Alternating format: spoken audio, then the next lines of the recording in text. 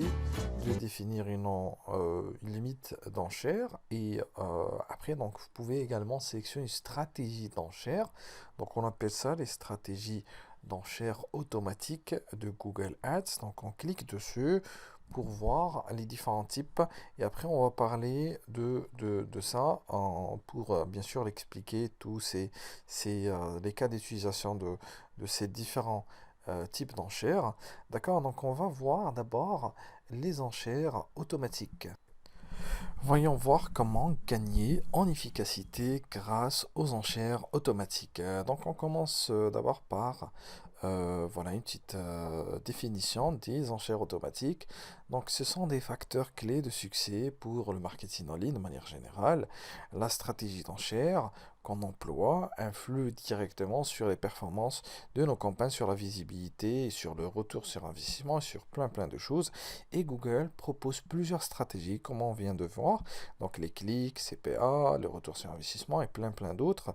Donc sur ce module, on va comprendre les difficultés liées à la définition des enchères et quand est-ce qu'on utilise l'un de ces types d'enchères. Donc la définition d'enchères adéquate est un process complexe mais très essentiel. Donc on va voir quelques facteurs importants. Donc d'abord les performances, d'accord. Donc les enchères influent considérablement sur les performances, donc sur la visibilité, les interactions et le retour sur investissement et sur plein de choses. Deuxièmement, donc on trouve les enchères. Donc étant donné que la nature dynamique des enchères ou la mise en enchère, donc l'enchère appropriée peut devenir une cible motivante, difficile à atteindre à grande échelle si vous utilisez des enchères manuelles. Alors après, donc il y a la complexité du parcours client. Donc le parcours client, c'est le process de recherche active que fait un client avant d'acheter un produit sur votre site web ou sur le magasin, etc. Donc on l'appelle le buyer journey ou le parcours de client. Donc souvent, il est compliqué ou complexe, d'accord? De nombreux signaux influent le comportement des utilisateurs, leur intention, la probabilité qu'ils réalisent une action intéressante pour votre entreprise varie selon la zone géographique, l'heure, type d'appareil.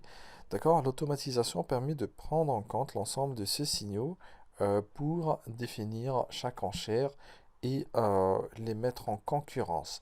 Alors nous allons voir comment peut-on pousser voilà, le client sur le parcours de l'acheteur. Alors, deuxièmement, donc les avantages des enchères automatiques par rapport aux enchères manuelles. Donc d'abord, machine learning, c'est-à-dire les enchères automatiques utilisent des algorithmes de Google, bien sûr, de machine learning afin de nous aider à définir l'enchère adaptée pour chaque mise aux enchères. Vous voyez, donc on va tirer profit d'un algorithme de machine learning lorsque on utilise des enchères automatiques. Et en même temps, donc, elles réduisent la charge de travail et nous évitent de perdre en conjecture et permettent ainsi d'atteindre les objectifs de performance. Deuxième avantage, donc le gain de temps, bien sûr, l'analyse croisée des données, d'audience et du contexte dans le but de comprendre l'intention des consommateurs et de définir l'enchère appropriée, etc. Donc, juste le fait d'automatiser ça, ça permet de nous faire gagner du temps. Bref. Troisième chose, c'est les enchères définies lors de la mise aux enchères. Lorsque on met la mise aux enchères, c'est là où on définit voilà, les enchères automatiques. Donc les algorithmes adaptent les enchères en fonction du contexte de recherche spécifique à chaque utilisateur. Donc ça c'est bien aussi. L'utilisation de signaux détaillés et d'analyses croisées. Donc ça rejoint ça aussi. Donc les algorithmes intègrent une multitude de signaux qui tiennent compte de nouveaux facteurs pour évaluer l'intention des utilisateurs et ainsi de suite. Donc l'automatisation, donc ça nous fait gagner voilà en temps et bien sûr en efficacité et en pertinence, etc., etc. et en résultat. En quoi consistent les enchères automatiques? Donc, il est important de choisir une stratégie d'enchère adaptée à notre objectif. Et nous allons voir quelques études de cas. Certainement, ça va être avec Iruko, donc pour les vélos, donc le magasin de vélos, afin de choisir la bonne où on doit tenir compte des réseaux que cible votre campagne et des performances et ainsi de suite si on souhaite améliorer la visibilité ou les clics, les conversions, le retour sur investissement et ainsi de suite. Alors, donc on va voir le cas d'Irico. Donc le responsable marketing souhaite voilà faire une campagne publicitaire, d'accord, mais ne sait pas comment choisir parmi les stratégies d'enchères qu'on a vues tout à l'heure. Donc il y avait une liste roulante sur laquelle il y avait les clics, les impressions optimisées, etc., etc. Le retour sur investissement et pas mal de stratégies d'enchères automatiques. Donc, on va l'aider en fonction, bien sûr, de son objectif. Alors, si elle souhaite, voilà, mettre une stratégie d'enchère axée sur la notoriété, d'accord? Donc, l'objectif, c'est la visibilité. La stratégie d'enchère recommandée, donc ça va être sûrement le taux d'impression cible. Donc sur la colonne, elle doit sélectionner taux d'impression cible. Ces stratégies ou cette stratégie aide nos annonces à atteindre un certain seuil d'impression pour être diffusées tout en haut de la page ou n'importe où sur la page des résultats de Google. Alors en cas d'utilisation ici, les annonceurs souhaitent faire connaître leur entreprise et qui privilégient dans cette optique les campagnes incluent les termes associés à leur marque. D'accord? Donc ça, c'est pour la notoriété, principalement les mots-clés qui sont associés à ces annonces. Ce sont des mots-clés qui portent voilà, l'identité de la marque ou le nom de la marque, etc. Les termes associés à la marque ou les produits connus de cette marque, etc. Donc la stratégie d'enchère qui est basée sur les clics ou sur les intérêts, donc l'objectif c'est des clics, on choisit maximiser les clics. D'accord? Ça permet de définir voilà, les enchères pour enregistrer plus de clics ou autant de clics que possible dans les limites de budget, bien sûr. D'accord? Et quand est-ce qu'on utilise ça? C'est dans les campagnes à budget limité. D'accord? Axé sur le nombre de clics. Et les annonceurs souhaitent gérer plus de clics, générer plutôt, maximisation du trafic, les mots-clés souhaités ou situés dans la partie supérieure de l'entonnoir, etc. Bon, bref. Ça concerne les clics.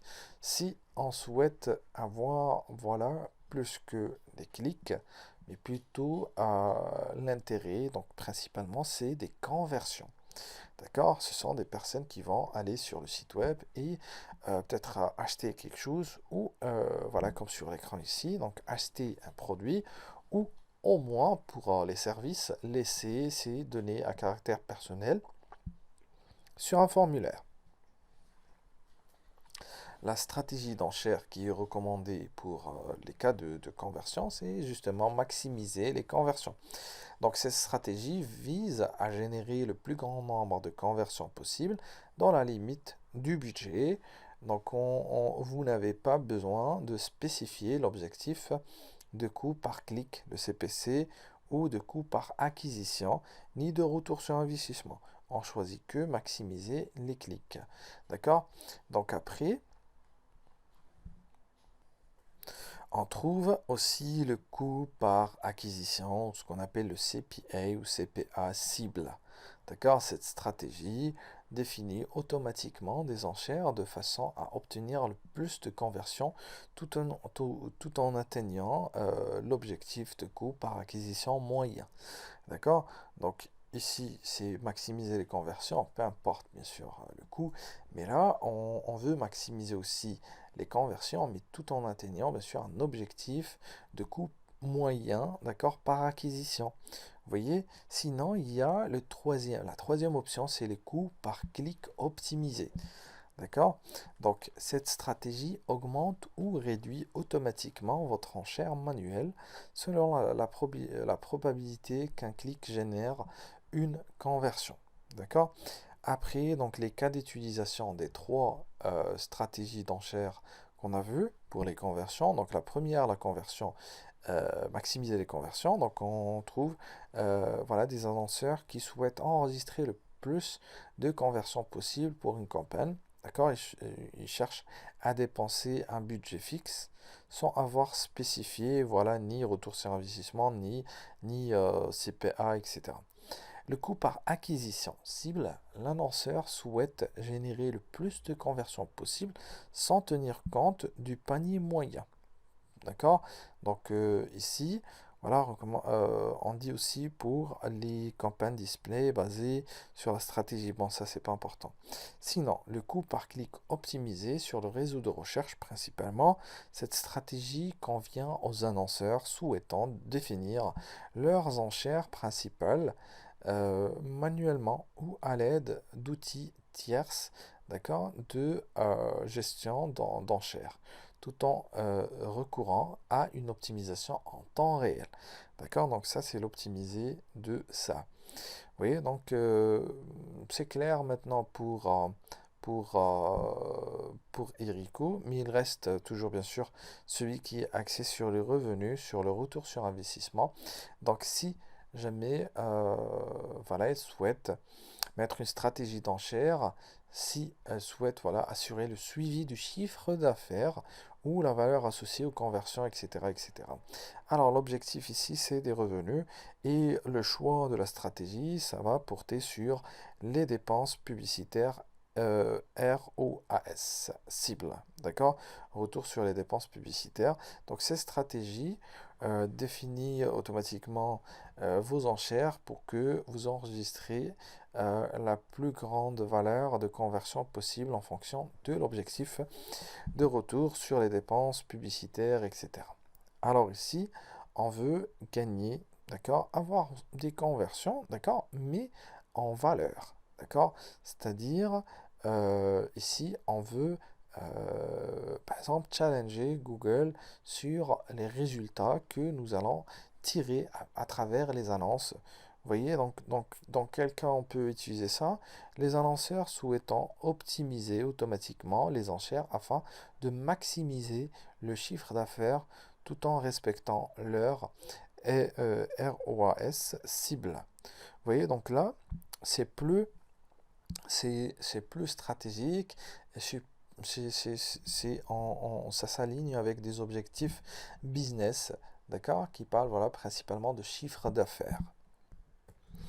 Donc on revient sur les différents types d'enchères automatiques. Alors voici la liste. Donc on a parlé de tout ça, CPI cible, ROAS, donc le retour sur investissement, maximiser les clics, les conversions, la valeur de conversion et les enchères au CPC manuel.